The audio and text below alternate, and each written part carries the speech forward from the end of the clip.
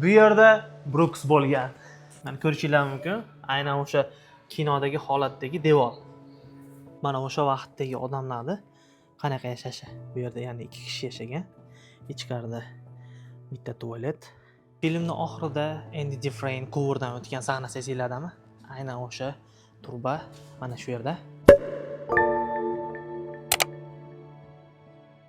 Kino olamidagi eng zo'r kinolardan biri Shawshank kinosi olingan qamoqxonani sizlar bilan obzor qilamiz. Assalomu alaykum do'stlar. Mr. Ziyo kanalida sizlar bilan Shawshank qamoqxonasi va kino olingan sahnalarni birgalikda tomosha qilamiz.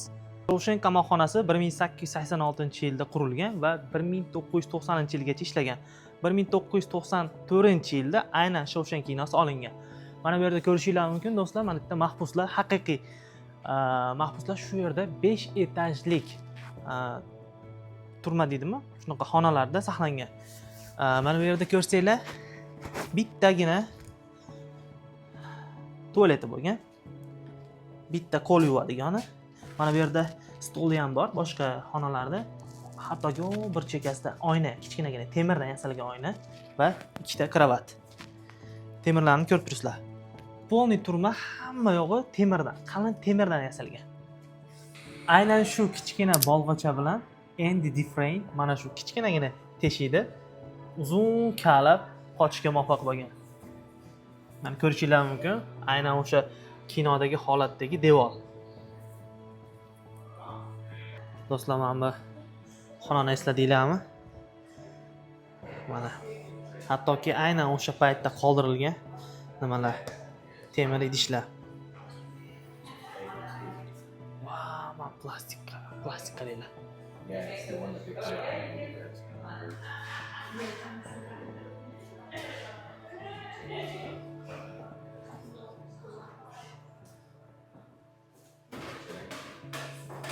Lazaryatda turgan holat Andy Dufresne.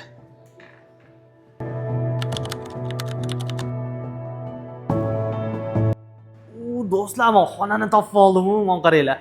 Bu yerda Red savol javob qiladi-yu advokatlar bilan. Esladinglarmi? Mana buni qaranglar.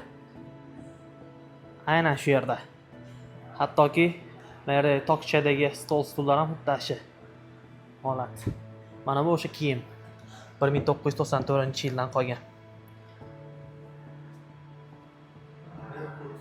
30-25. Do'stlar, Brooks xonasini topib oldim. Mana buni qaranglar. Mana buni qaranglar. Bu yerda Brooks bo'lgan. Xonani atmosferani qaranglar. Xuddi ash holat qolganda, mana qarang, chamadanlar. Mana ochiladi hattoki chamadanlar. Wow! Mana buni qaranglar. Xonani xuddi o'sha atmosfera. Brooks. Shawshankga xush kelibsizlar.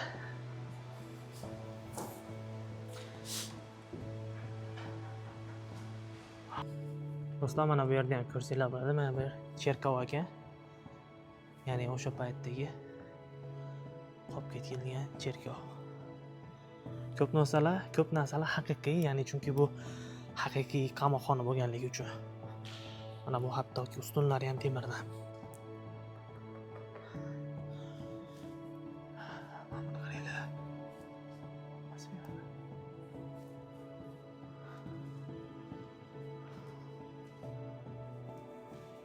Mana endi turmaga qarab kirib ketyapmiz.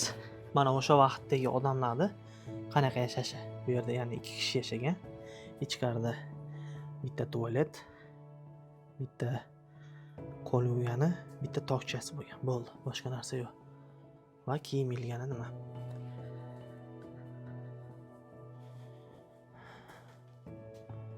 Mana bu hattoki ichkaridan ham ko'rsanglar bo'ladi.